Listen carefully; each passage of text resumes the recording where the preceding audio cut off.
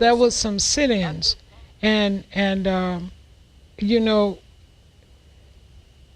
I was watching it on television. We only had black and white TV at that time, and I was watching it on television, and the reporter started talking about this is only because of that, and he used the N-word, Dr. King, and I found it to be interesting that he respected him by saying Dr. King, but he used the N-word, and from that I thought this must be quite a powerful man.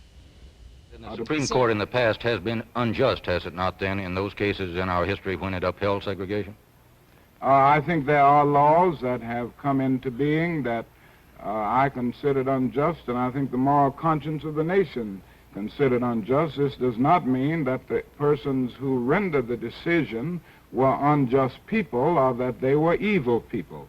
It simply meant that at that particular time they did not have the foresight to see what, let us say, back in 1896, Justin Holland saw.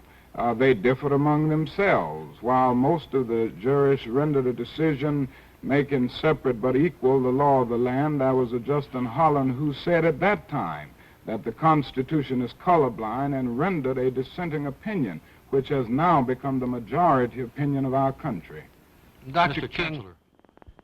He did not want to fight back and cause bloodshed, but he wanted to show that there was a dedication to the concept of equality. And he showed that he had a vision for moving in that direction. And while I was 8, didn't really understand all of it. What I clearly understood was the feeling and the emotions behind what was going on, because the teachers were crying, but it wasn't like sad tears. They were like joyful tears, and they were very happy about what was being said. They were very proud, you know, of what was being said. And just watching them as they hugged each other and talked about what was being said. And I remember particularly this one teacher, you know, looked at us, a group of us, and was saying to us that they were so happy for us and what was to be for our future. So I don't think that the vast majority of us have taken advantage of it in a manner we should have by educating us with opportunities we have, taking care of especially the financial gains that we could make.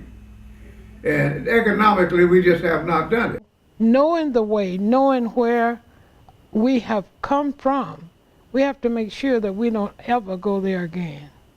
And that's by teaching our children and working with them and showing them and taking them to places where these ugly truths took place, so they can see what it was like, and so they can become strong adults.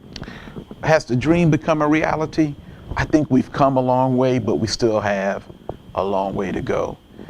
Many things about the dream are woven into our lives as a community and into my life personally. There's so much that I would have never been able to accomplish if Dr. King hadn't planted the seeds of his dream and helped them come into fruition. But we have to keep working. We have to keep working towards that ultimate goal of harmony within our community.